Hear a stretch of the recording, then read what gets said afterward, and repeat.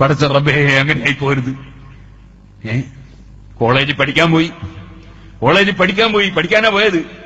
പക്ഷേ അവിടെ പിന്നെ പ്രേമാ തുടങ്ങിയത്. പിന്നെ നോക്കും പരീക്ഷയിലും മാർക്കില്ല, മാനസിക രോഗിയെ പോലെ അങ്ങനെ നടന്ന് പിന്നെല്ലാം കൂടി ജീവിതം തന്നെ തുടങ്ങി. പഠിക്കാൻ എന്തിനാ പോയത്? പഠിക്കാൻ എന്തിനാ പറഞ്ഞത്? പഠിക്കാൻ പറഞ്ഞത് ബാപ്പാക്കും ഉമ്മാക്കൊക്കെ ഉപകാരം കിട്ടാന്, ബാപ്പാക്കും ഉമ്മാക്കും സന്തോഷം കിട്ടാന്. ബാപ്പാക്കും ഉമ്മാക്കും സന്തോഷം ഉണ്ടാവുമോ? മക്കള് അവരറിയാതെ ഏതെങ്കിലും ഒന്ന് കച്ചവടാക്കാൻ പോയാല് സുബ്ഹാന ജല്ല ജലാലു.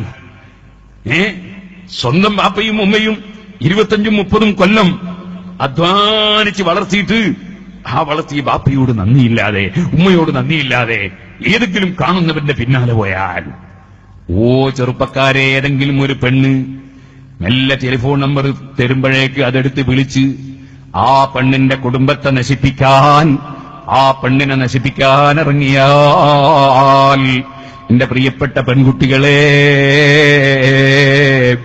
നിങ്ങളെ നന്മയ്ക്ക് വേണ്ടി 25-30 കൊല്ലം നിങ്ങളെ പോറ്റി വളർച്ച ഉമ്മ ബാപ്പമാർ നിങ്ങളുടെ നന്മ കണ്ട് സന്തോഷിക്കാൻ ഇറങ്ങിയിട്ട്, നിങ്ങളെ പഠിപ്പിക്കാൻ ഇറങ്ങി പോറ്റി വളർത്തിയ ഉമ്മ ബാപ്പമാർ നിങ്ങളെ ഭാവി ജീവിതത്തിന് ഏറ്റവും നല്ല തറവാട്ടിൽ നിന്ന്, ഏറ്റവും നല്ല കുടുംബത്തിൽ നിന്ന്, നിങ്ങളെ സംരക്ഷിക്കുമെന്ന് ഉറപ്പുള്ള കുടുംബത്തിൽ നിന്ന്, മാന്യന്മാരായ ആത്മാഭിമാനമുള്ള കുടുംബങ്ങളിൽ നിന്ന് നല്ല ഒരു യുവാവിനെ തെരഞ്ഞെടുക്കാൻ ശ്രമിക്കുമ്പോ, അതാ അത്തരം വിഷയങ്ങളെക്കുറിച്ചൊന്നും യാതൊരു പരിചയവും വിവരവുമില്ലാത്ത ചെറിയ പെൺകുട്ടിയായ നിനക്ക് ഏതെങ്കിലും ഒരാൾ ഒരു കത്തയക്കുമ്പോഴേക്ക്, അല്ലെങ്കിൽ ഒരു കൈത്ത് കൈമാറുമ്പോഴേക്ക്, അല്ലെങ്കിൽ അതാ ഒരു ടെലിഫോൺ നമ്പർ കൈമാറുമ്പോഴേക്ക്, ഏതെങ്കിലും കാണുന്നവൻ നിന്നെ ചതിച്ചു കൊണ്ടുപോയി നശിപ്പിക്കാനൊരുങ്ങുമ്പോൾ ആ തടീച്ചയുടെ പിന്നാലെ പോയാൽ നിന്റെ എല്ലാ ഭാവിയും തകർന്നില്ലേ?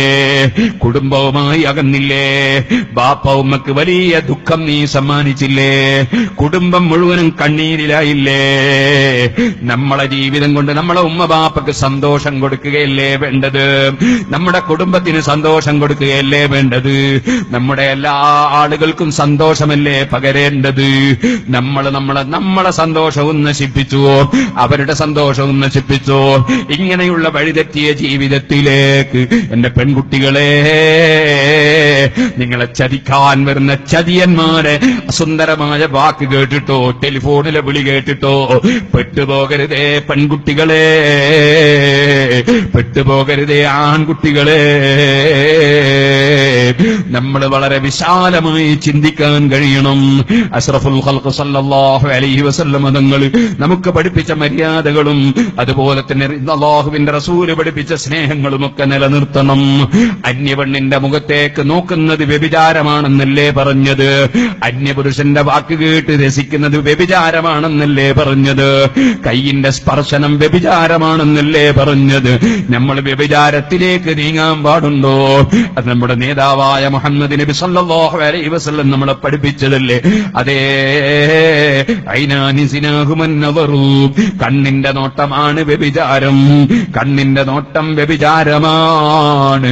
കാതുകൊണ്ടുള്ള ശ്രദ്ധിച്ചുള്ള കേൾവി, അന്യപുരുഷന്റെ ശബ്ദം കേട്ടോ, അന്യ പെണ്ണിന്റെ ശബ്ദം കേട്ടോ രസിക്കുന്ന കേൾവിയുണ്ടല്ലോ, അത് നീ ഉറങ്ങാൻ കിടക്കുമ്പോ ടെലിഫോൺ സമീപത്ത് വെച്ച് ആരും കാണാതെയാണെങ്കിലും നേരത്തെ മുത്തലിബ് ഉസ്താദ് പറഞ്ഞതുപോലെ കാണാത്തവരില്ല കേട്ടോ, കാണാൻ ഒരുപാട് മലക്കുകളുണ്ട് കേട്ടോ.